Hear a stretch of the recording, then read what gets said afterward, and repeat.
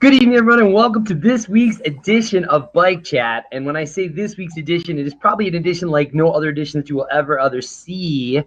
Again, this is the 7th of July already. My goodness, where is the summer and the season going? But it is a pleasure to have everyone on the show. Bike Chat Thursday nights, 9 p.m. Eastern Standard Time on Blab. My name is Jonah DiPasquale. Great to have you. Give me a follow on Twitter. It's at Jonah DiPasquale. I'd also like to introduce my fantastic co-host, Mr. Gunnar Soros. Gunnar, good evening and welcome. Glad to have you with us. What's going on in Rochester, Minnesota, my man? Not much. It's raining outside. Don't say That's that. all I got. That's all I got. It's coming my way. It's coming my way. All right, well, that's great. Well, hey, let's get to it because we do have a fantastic guest, very, very busy and incredibly patriotic individual, none other than Jeremy Powers, a.k.a. jPow himself. Yo! Look at that. Holy cow. Seriously, I mean, if you cannot keep a straight face during this bike chat, this was I think without question there was the Emily and Anthony Clark Squid Bikes episode. I think this could potentially be eking past that one. And anyway. That's good, man. Those are tough guys to beat out for sure. Especially with the creativity, they've got a lot of that. So right. I feel strong people to be competing with. Yeah.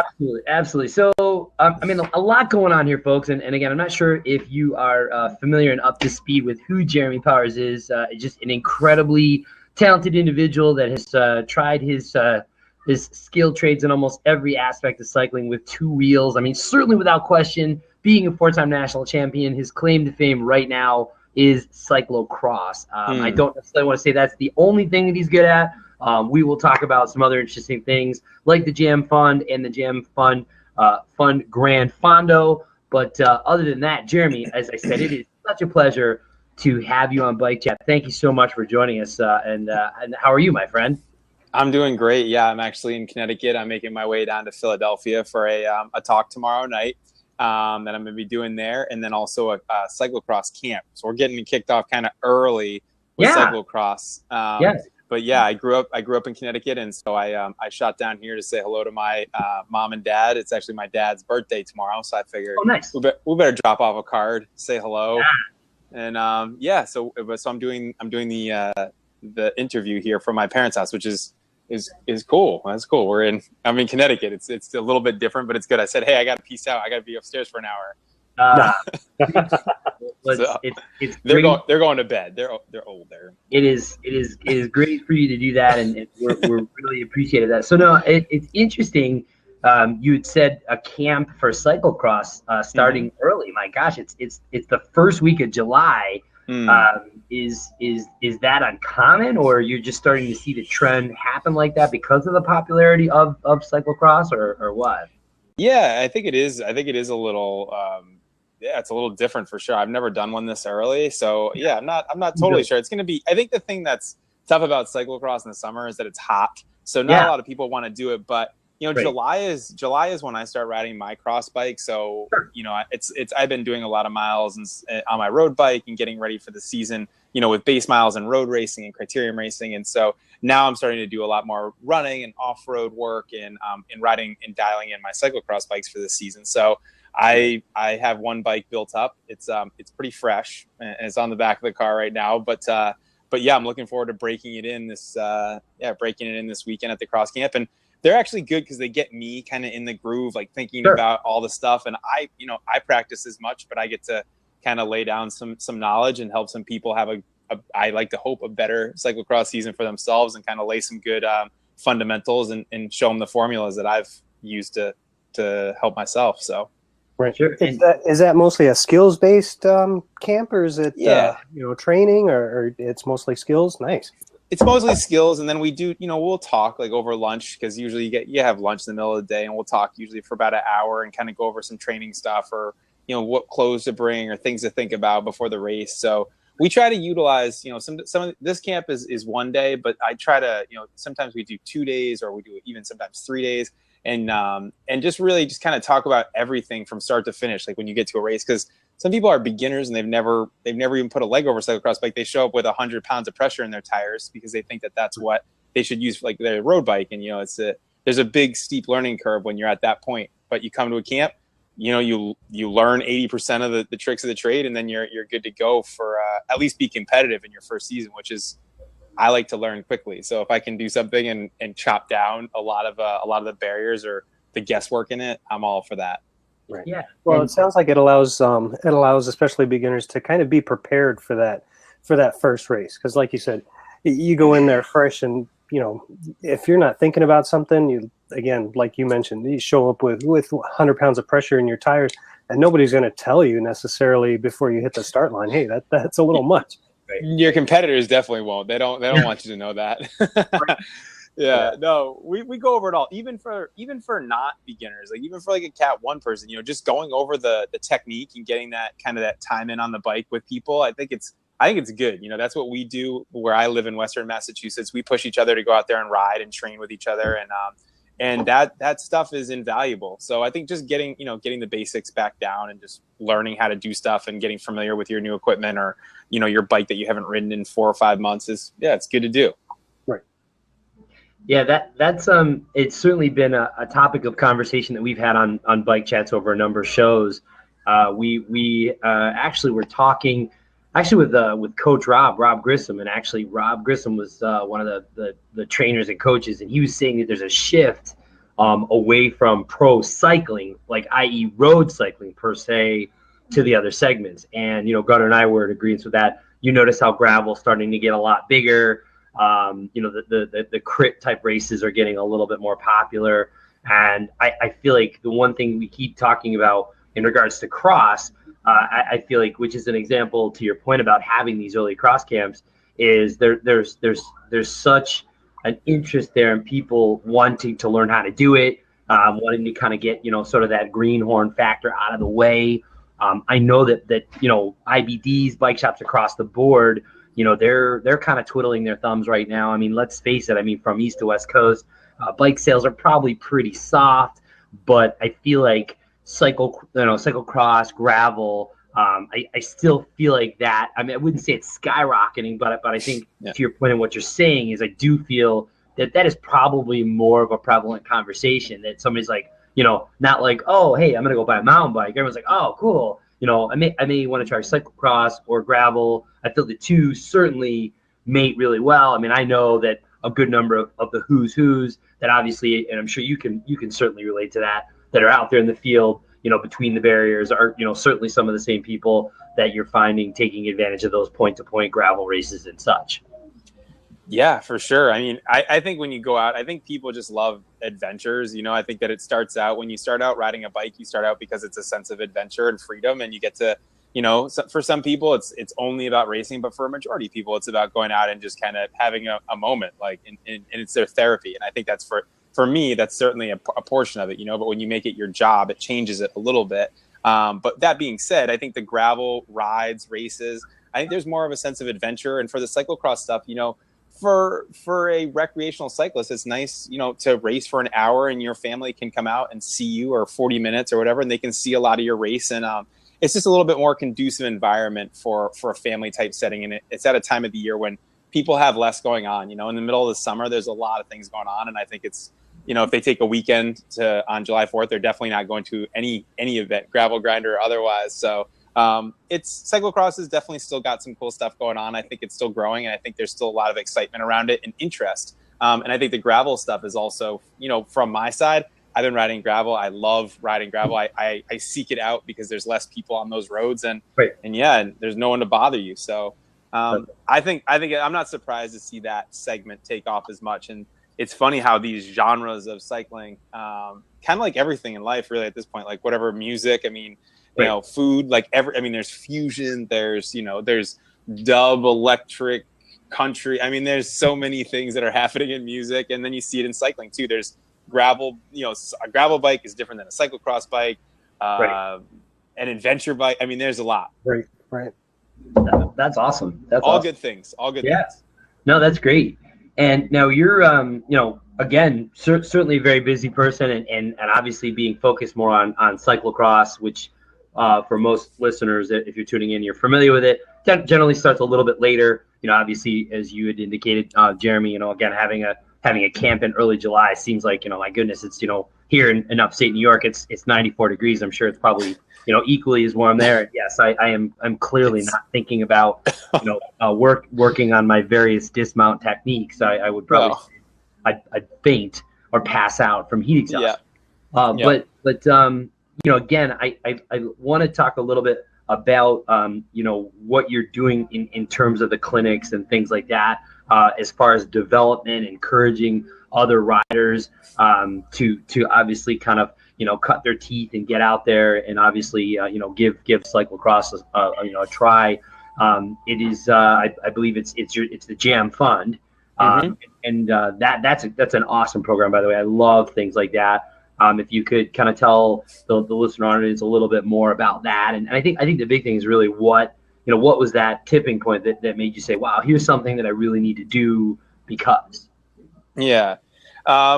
Big question and good question. I think that the general, so people don't get bored by the answer if they've already heard it, but it's essentially when I grew up, there was a team called Team Devo. It was a mountain bike team. It had all kinds of amazing things that for junior cyclists, it was like this thing to reach. It was this pinnacle. It was like, if I could get on Team Devo, that would be the biggest thing in my life. And then I actually did. And what it allowed me to do was strive, and goal chase really at that young age and kind of be around other riders that were also good and really push themselves. But it allowed me to have free components and get to events for free. And so that was the biggest thing for me because my mom had been driving our pickup truck up and down I-95, from 13, 14, 15. We were driving all the way down to Florida to do races. We were going all over the place. And then that gets old. My mom's time was valuable too. So when I was 16, it was like, cool, I'm on Devo and I'm going with the Devo kids and we're going in the truck and we're going to drive across the country and race mountain bike races. Really, Jam Fund is about replicating that for me. I always felt like that was something that was extremely special at that time that created an environment that I could thrive in and that I looked up to. And I think we've done that sort of with Jam. What we really wanted to do was kind of create a community. I live in Western Massachusetts. And the dream was to always create a community of people that are sort of like-minded, that see things the same way we do, and that want to have that like helping people. I think that's the biggest thing about what the Jam is an acronym really for Jeremy, Alec, and my other friend Mukunda, and basically we all kind of enjoy helping people, and I think that we really love to see other people improve their lives. And so Jam is honestly, not to get too deep here, it's a little bit more than just bike racing. It's about becoming a better person. And if that happens to be, becoming a professional cyclist, or that is, becoming someone that's really valuable in the cycling community that leads group rides, whatever the thing is, or if they go on to have a family and they learned one thing from us, I think we're all really grateful for that. And we hold like zero expectations. We just kind of give them the information, we give them the formula, we let them flap their wings with it. I think there's a lot we could talk about with Jam. We've turned out some riders that are great that have become pros and made a living. And so I think that's the upper end of it. There's probably 20 other riders that you don't know of that I think have learned a lot from it as well. And so it's been good. It's been a good thing. And I think we all feel really great about it. And it's definitely a big part of all of our lives. Yeah, that's definitely, again, a great way to give back. And again, I'm a huge fan of that. So way to go. Hey, folks, again, if you're just tuning in, this is Bike Chat once again every Thursday evening, 9 p.m. Eastern Standard Time. Don't forget, tell a friend, share this out. This week's special guest, Mr. Jeremy Powers, jPow himself, stopping by on a nice little trip out on the East Coast, and he's got his America glasses. We've been chatting about some of the various, again, off-season antics that he has going on. We did have a question come in from one of our Bike Chat alums, Jürgen Benecke, the Hanger. What's up? Jürgen says, promoters in the U.S. keep putting on 2-day events versus 1 day in Europe. What is your take on racing CX 2 days in a row? Thanks. And that's coming from Jürgen Benecke. Yeah, I think that's a good question. I think it's just proximity, and I think it's just geographically speaking. We have such a big country that when the truck and trailer and all the riders fly out to Louisville, rather than just race them there 1 day and then try to get them and all of their equipment to California is completely, it's not possible unless you're flying with bikes that becomes expensive, and the sport is really, in a lot of ways, still in America, it's a lot of smoke and mirrors. A lot of riders couldn't afford to do that. And so, everyone's striving to make a good, to have good support and to get all their mechanics there and to do what they do. So that's why we have 2-day events in the United States in one place. On the other side, if you look at Europe, yeah, you can go to Brussels, and then you can go to Coxside, and you can, those are 1 hour apart. So it's completely different geographically speaking. And that's why I think the United States has shifted toward this. And this is why we see almost like cyclocross festivals. It's almost like there's a Friday night event, there's a Saturday, the pinnacle event is on Saturday, then there's a party Saturday night, and then there's another race, like some exhibition races or other things going on Sundays. And so it's really about if you're coming to, like, they call it like Holy Week or whatever, cyclocross week in New England. It's like, come out for 10 days and hit all these races, hit Gloucester, hit Providence, and it just is, it's nice in that way. But I think that's the easiest reason. Would I love to see a race happen in Providence and then happen one in Boston and then one in Portland, Maine? I think that would be amazing. But that's just not, unfortunately, that's not where we're at quite yet. But hopefully. Right. Nice. Excellent. We had a little sideline fodder going on again. Scott Herm says, "Don't tell them about the bike raffle fundraiser. I want to win bike." And then he and Gunnar got into a little sniff as well. Gunnar looks like he's going to try to jinx it and maybe win the bike himself. For our listener audience that is not familiar with the bike promotion, obviously your bike sponsor, I believe it is Focus Bikes, correct? That's your sponsor.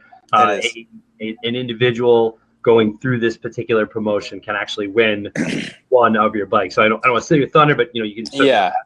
It's part of the Grand Fundo, which is it's a play. Grand Fundo is simply, the Grand Fondo is the Italian version of like an exhibition race where there's a winner. It's a big thing over in Italy. It holds a lot of meaning, a lot of strength. If you race the Grand Fondo and you win it, you're kind of a badass. So, anyways, the Grand Fundo is the Americanized version of that we sort of came up with, and to date, I think we are the only Grand Fundo that I know of. Hopefully, and so at the Grand Fundo, it's by design. It's simply a fundraiser for the Jam Fund. Every single literally penny that we raise goes towards giving grants, which we're going to give away a slew of this year. I think we picked 13 recipients for this coming year, and then we also the bike raffle is one of the things that actually it's one of my race bikes that I usually select one of the ones that's in good condition, and then SRAM usually donates some different wheels because the wheels are kind of a big deal to be giving away.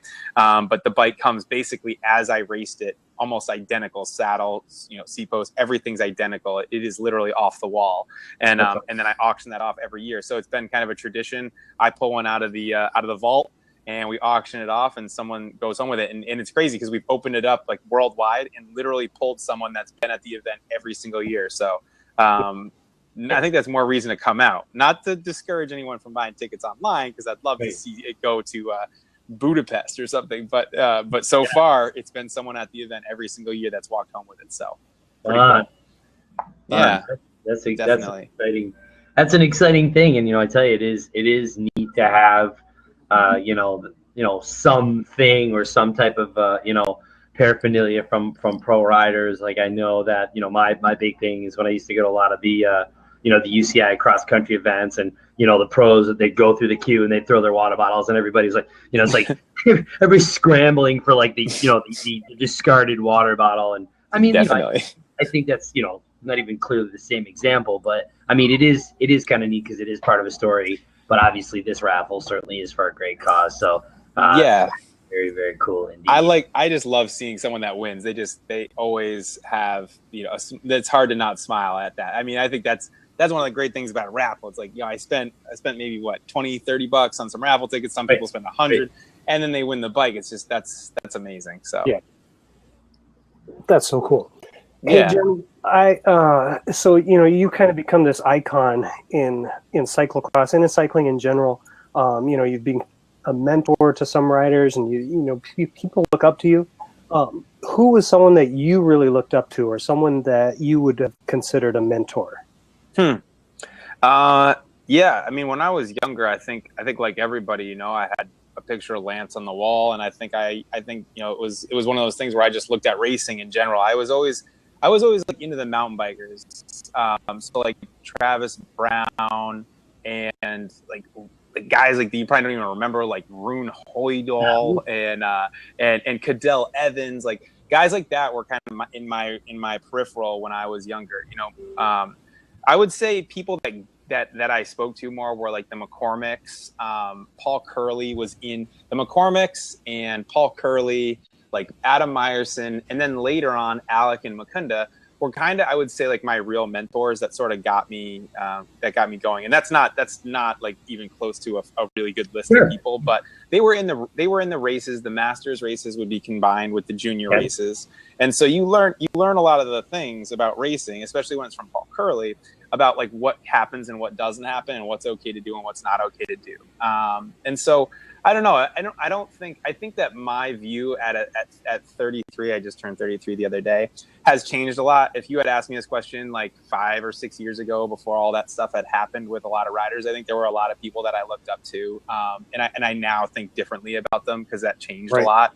So it's a weird question. It's a little bit loaded, and I'm not even going to drive down that street, but I think there were riders that I looked up to a lot that changed pretty drastically once I knew the other side of it. No, that's fair. That's fair. Yeah. No, that was a great question, Gunnar. I think that certainly is. I think a lot of us can recall back to that, that one moment or those times when we really felt like, hey, these people are, really driving me to get more involved with the sport. And I think one of the great things about cycling in general is, as I said it, again, it's just that great, that great activity just to share with everybody. And again, getting into Jam Fun about, whether you're competitive or just riding along or whatever it is. I feel like, to me, not to sound cliche, but I do feel that cycling does change people's lives. I mean, it opens up doors that, of opportunities, for health, health benefits, those kinds of things, and sponsorships and travel. I certainly know that obviously at the level that you're riding at, I mean, obviously if you want to continue to be, keeping, your eyes on the prize, I mean, you do need to commit your time and your schedule and your lifestyle to that. So again, there's a lot that goes into it, but again, I think it's great that you can keep that balance, and still do what you do. And it's good that you can, look back on, where it all started. So that's great. That's great. Yeah. And again, yep. I'm amazed at, for the other part of it, for the folks that are obviously very well versed in the cyclocross schedule, I'm amazed at how long it goes. I mean, talk about that. I mean, how do you stay that focused riding that long and that late in the season? I mean, I'm like snowboarding by the time you're still getting to like, that sweet spot of the competitive end of the sport. I mean, how do you do that? I think that when I was younger, I did a lot more. I did a lot of road racing because I was a pro for 10 years with Jelly Belly. So I was racing domestically and even internationally with them, like 60, 70 days a year. And then I was doing 30 or 40 cross races sometimes.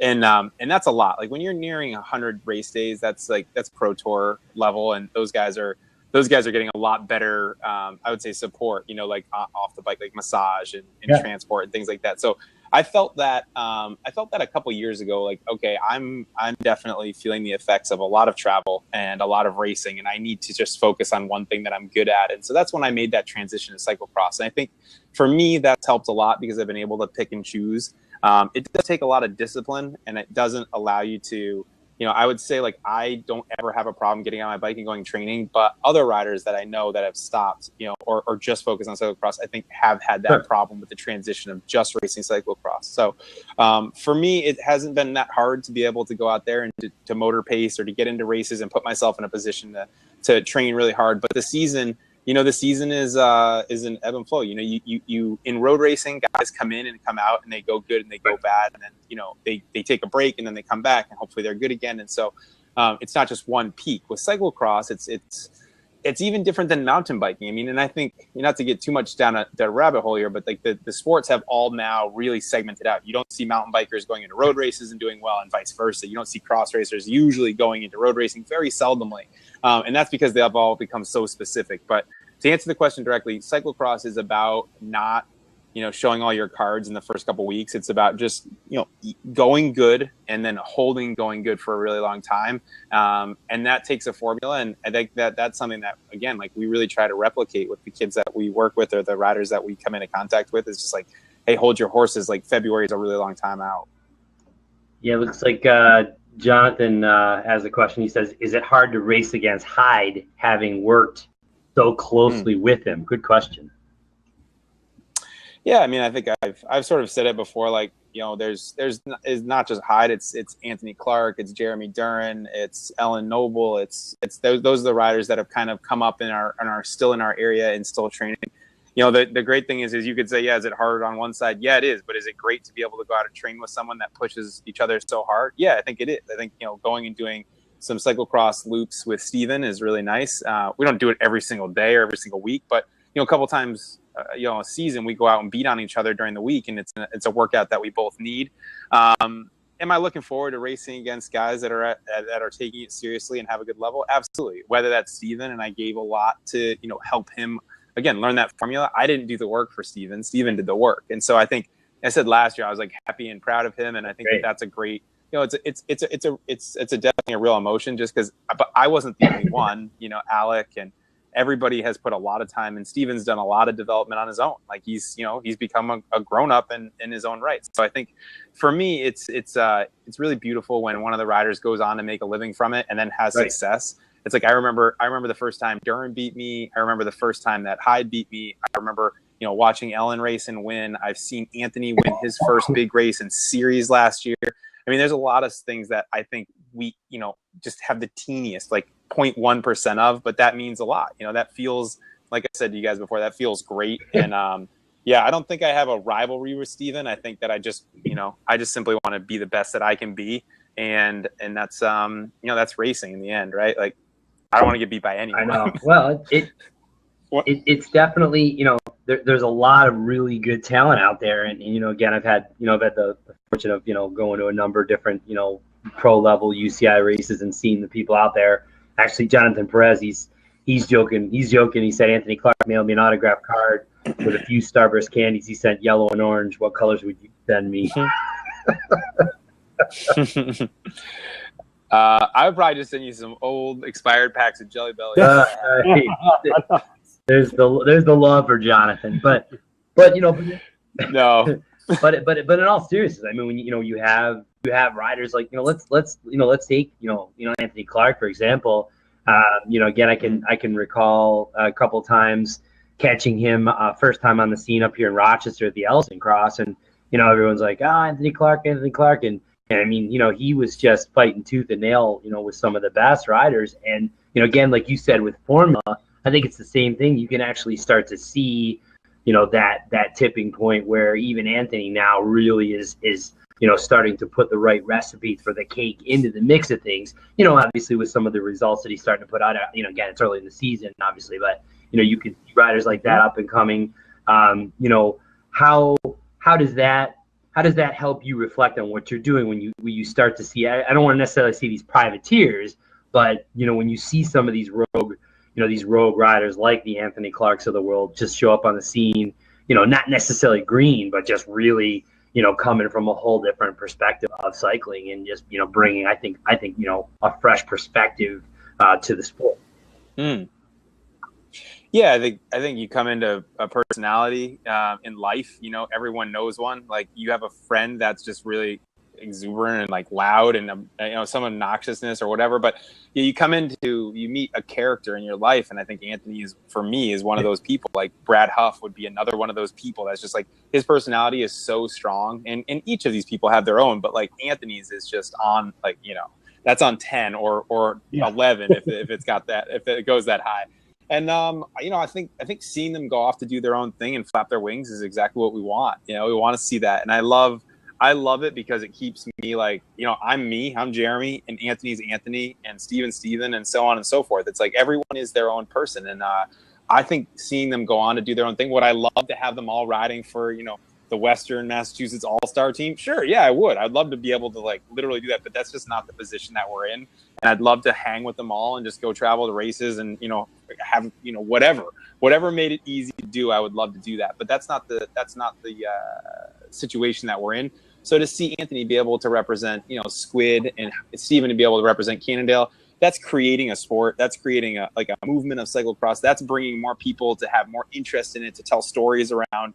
And like I said, each of these people are people. And I think that that's, just for me to see Anthony making it to improve his life the way he has, to making money racing his bike, and the same with Steven and Ellen and all these riders, Jeremy Duran, that's what it's about for me. I think, I've had a small amount of success in my career that's allowed me to give some of these riders opportunities, and I can't take any amount of credit for the work that they've put in. That's not it. But you give them a little bit of what you figured out, and then you let them, like I just said it 3 times, flap their wings and go. That's the best. That's my favorite part of it. Just go do it. Just go on and get. You've got it. Just stop worrying about all this little stuff. Just go race. Yeah, and speaking of little stuff, I think that this could have been an entire show in itself. We were talking about the sort of the tail end of the cyclocross season, where they had that particular incident of mechanical doping. Now I know this is sort of one of those, oh my God, here we go, let's talk about it.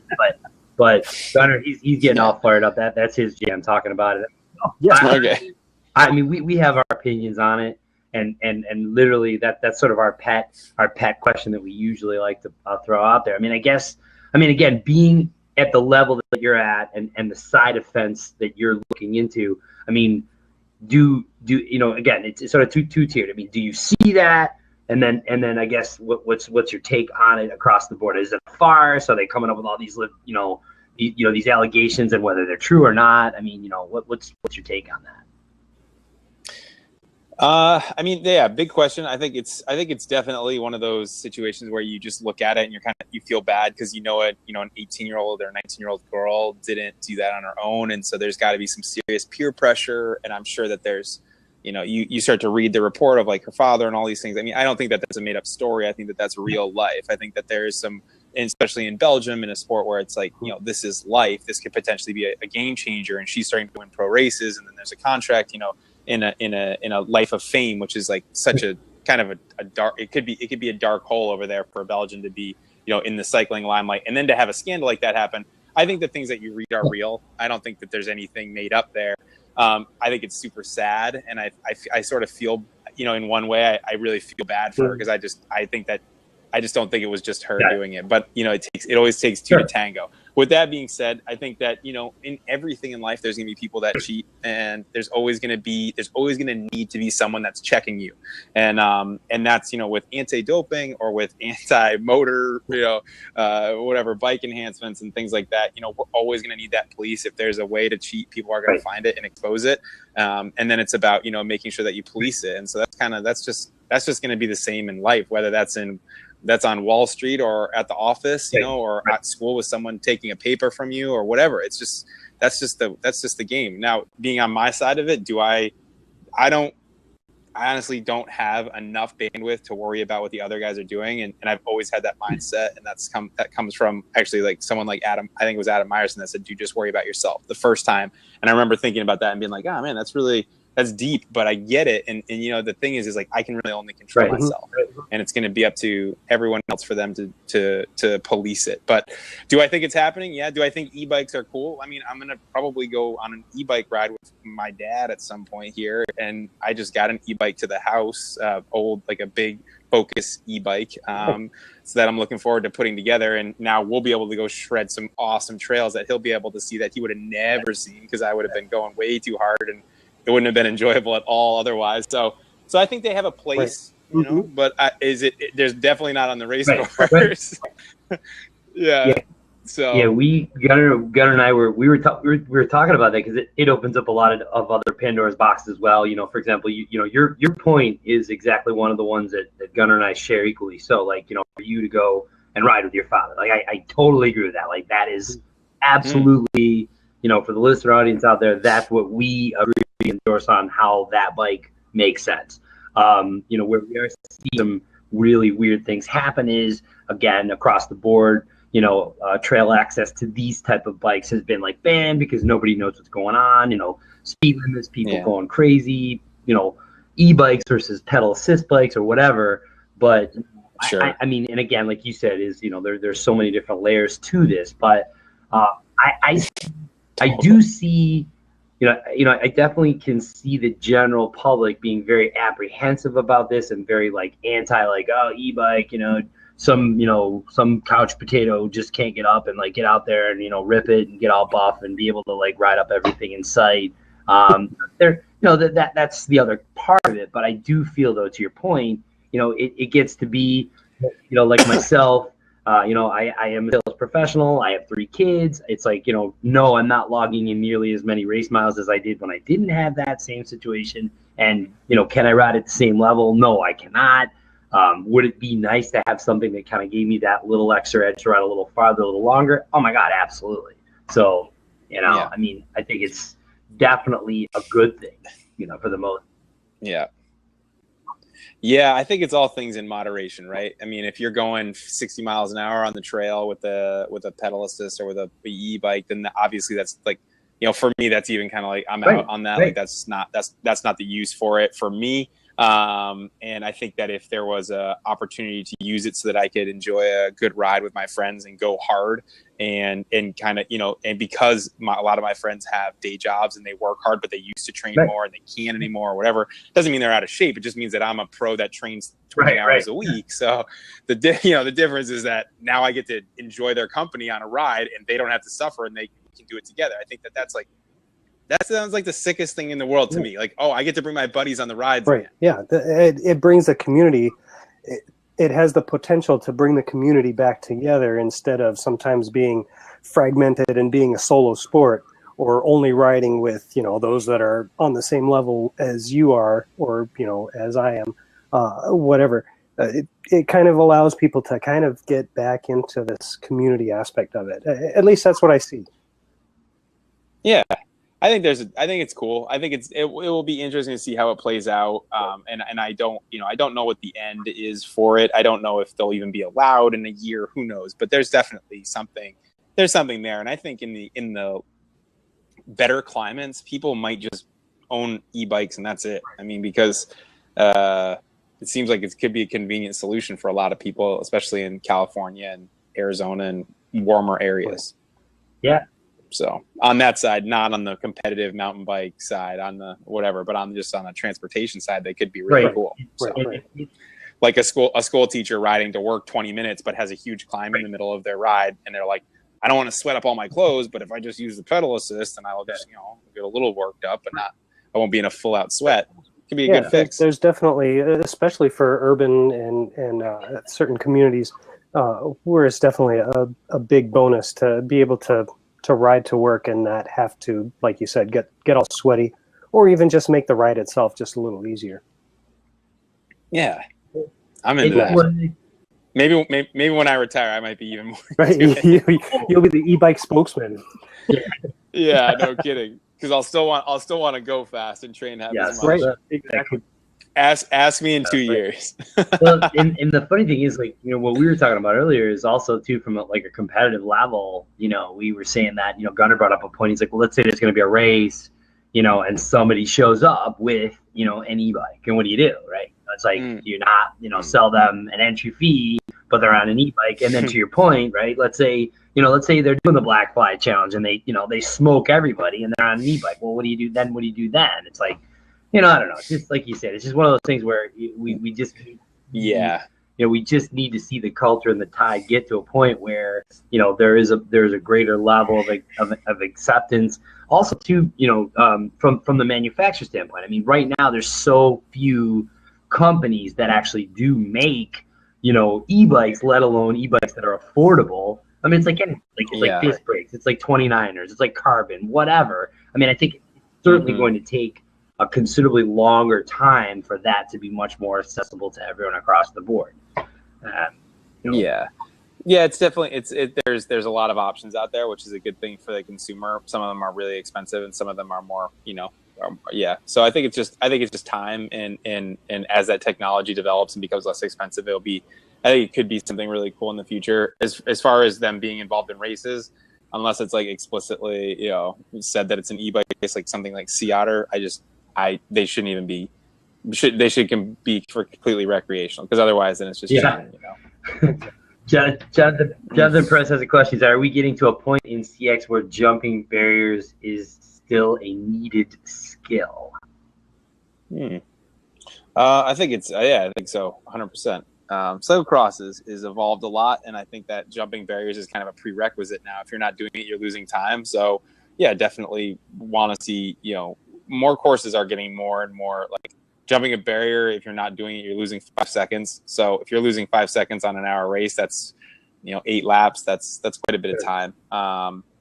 So yes, I think it's definitely, I think jumping barriers is a needed skill. And I know that, you know, we practice it. And even last weekend, we were doing a little photo shoot, Ellen and I. Ellen Noble is my teammate on Aspire this coming season. We were doing a little photo shoot with Raffle for their new cyclocross collection. And we were practicing jumping some barriers because we had everything set up and it felt right. So we were practicing. She was doing a good job. She didn't break her collarbone. So that's good. That's good. Jeremy, what challenges do you see bringing new riders into the sport? I know Jonah had mentioned that you know, cycling in general it's not necessarily flat, but it's not growing at the rate that everyone wants it to. So what do you think are some challenges bringing riders into the sport, and maybe even especially more so women? I know that we had I think it was Joy Gouge was in the room earlier. I don't know if she's still on, but we do get women occasionally on the show, and you know, we want to try to encourage them somehow. But what do you think the sport can do to encourage more women, or just bringing more riders in general? I think the women's topic is very interesting. You know, I think for a long time people would probably have said that women's cycling wasn't going to grow or wasn't going to become an exciting segment, or the racing wasn't exciting or something like that. But I think the women's racing is becoming more and more popular. I think that the, you know, introduction of the bigger road races, and, you know, you're obviously, it's like everything. There's definitely inequality in the women's racing at the moment, but there's also, you know, and this is going to sound weird, but there's less people watching, and so there's less money, and so that's kind of where it's at right now. It's like it's almost, if you could kind of point, like cyclocross is, you know, like or I would say women's cycling is the cyclocross against road racing, if that makes sense. It's like, you know, in cyclocross, we have some similar inequalities. Like, but again, it's not as big a sport as road racing. Like, yeah, the road racing has the Tour de France. It's on TV for the next 30 days, and there's a lot of dollars that are going to be expended over there.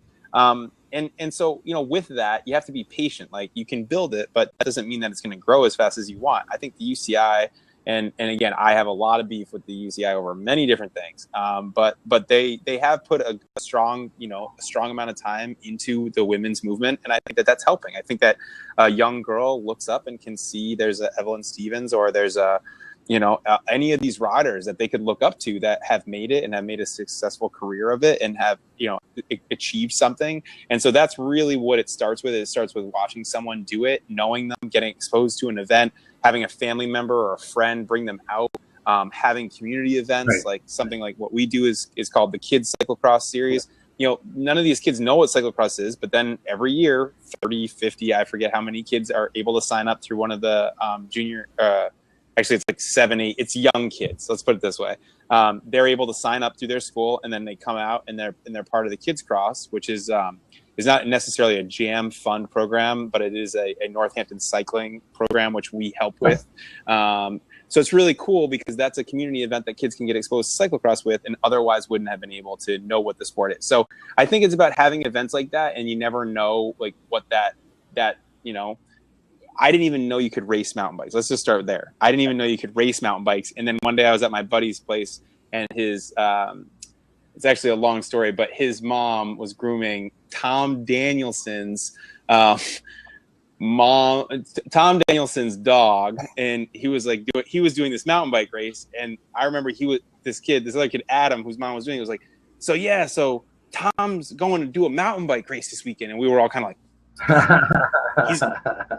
he's gonna race? You can race these mountain bikes? And then it was like one thing after the next. But so anyways, to get kids involved, it takes a community event. It takes smaller things. It takes getting exposed to it. On the women's side, I really think that it is growing, and I do think that there's a lot of positivity going on there. Like, even for us with the Jam Fund, you know, we seek out young women to try to bring them in, to try to get them grants, to try to keep knocking down those financial barriers, because cycling is a lot more expensive than just about any other sport that I can think of off the top of my head. You know, the equipment is just insane. The entry fees are expensive.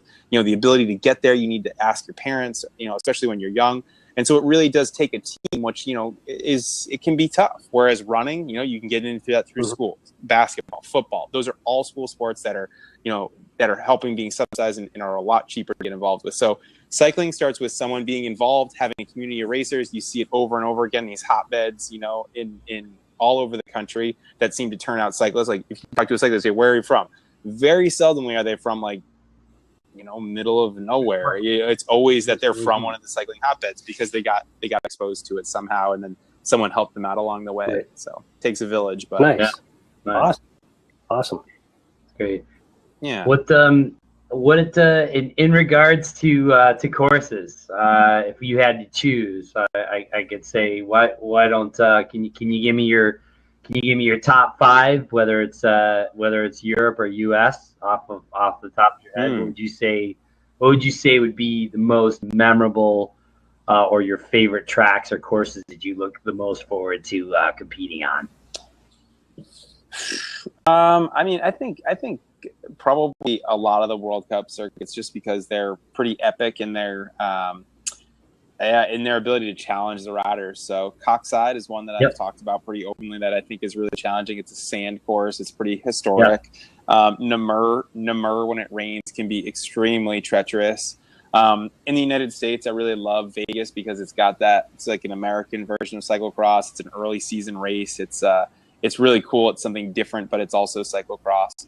I think Providence and Gloucester are awesome races too. Right. Overseas, there's so many great events, and they all are unique in their own way. But you know, I would say that those 3 that I rattle off in the United States are probably my favorites. But I'll tell you, Ohio last year at the Pan Am Champs, they brought it for sure. Nice. Iowa's a great race. There's so many good races. There's a lot of good races. Well, the funny thing is, though, what I've definitely heard is funny. You said the Pan Am in Iowa. I did talk to a couple of local riders that attended those races, and you did mention it earlier. They're definitely stepping up the level of like, you know, I don't want to say traditional is really not the word, but it does seem to me that the cyclocross courses, as we know, are certainly changing, and obviously you've mentioned in comparison to the European circuit versus the U.S. circuit, it seems like now, you know, the playing field's getting a little more level with what riders can expect versus just, you know, ride around the tape in the fields and circles, you know, the circle of doom and a couple barriers in the steps. Definitely. No, for sure. Cyclocross is growing up here, and I think, you know, for as many times as I've gone to the USA Cycling meeting the day after Nationals with the promoters and talked about course design and different things that we face as a group, and nice. You know, talk to the cross committee, I think that the people, you know, the organizers are they're people too. Like, they need to learn, you know, and there's not necessarily someone there to teach them. So unless they raced in Europe extensively, or if they've been there and traveled around, someone like Brooke or Richard, you know, but they have jobs. It's not their only thing that they do. So I think that they've taken on a lot of the feedback that we've given them. I think the courses, you know, in the level of difficulty has gone up, but it's an interesting play because, again, in Europe, it's only for, you know, the elite juniors, right? The kids that are training every day, the women and the men, really, and then, you know, there's the under 23s, men and women, but really it's just the top end of the sport, and they don't have the participation aspect. So we have a participation sport where people come out, they enjoy themselves, and then they stay, and they're participants in being fans and of the sport, and that's not a bad thing. It's just what it is. So you have to build a track that's sort of conducive to both. And I think we've got to a place where people are really enjoying that challenge, and they like the hard courses. And sometimes when it's too extreme, it's worth chopping that section out for the amateurs and letting the pros just race it, or, you know, and on other cases, it's totally fine to leave them in there. So, you know, I think we are finding a nice balance, and the European courses are tend to be, you know, the one thing that they have over us in the United States, precipitation. A majority of their races have precipitation every single weekend, which makes them, even if he ran the exact same course in the United States on dry grass versus it being wet, they're two totally different things. So they have that going for them, which makes their races that much more epic, or whatever descriptor you want to use for them. Adventurous, insane, wild. Yeah. So I think that's a big part of it for sure, is that they have constant rain. Yes, you like the loose and squirrely courses better. Is that what you're saying? I'm in for whatever. I do better on dry races, but I've really become like, every day it rains. When it's raining here, I go out and train in the rain, just because it's like, it was a weakness for a long time that I needed to train, and I think that it's become more of a strength of mine in the past couple seasons for sure. Nice. Yeah. That's great. Well, hey, we're getting close to the top of the hour, Bike Chat folks. Great to have you again. If you're just jumping in, watching this show on replay, Bike Chat Thursday nights, 9 p.m. Eastern Standard Time. Jonah DePasquale with also co-host Gunnar Soros. Don't forget, share this out. Tell your friends, tell birds what's going on. This week's show, we are featuring Jeremy Powers. Great to have Jeremy on the show, doing some fantastic things for the cycling industry across the board. Again, a jack of all trades and a true American. If you watch the beginning of the show, you see some awesome America shades that everybody needs to run out and get as well.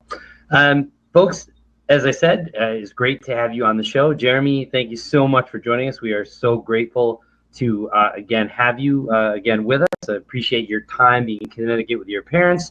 I just wanted to let you know that, as always, you are welcome back on Bike Chat at any time. Please feel free to give us a jingle. We'd love to have you back on the show. Thank you very much. And checked it out, and I appreciate everyone watching. All right. Well, very good. Looks like he's going to audio, but that timing is also good. I'm going to put us on pause.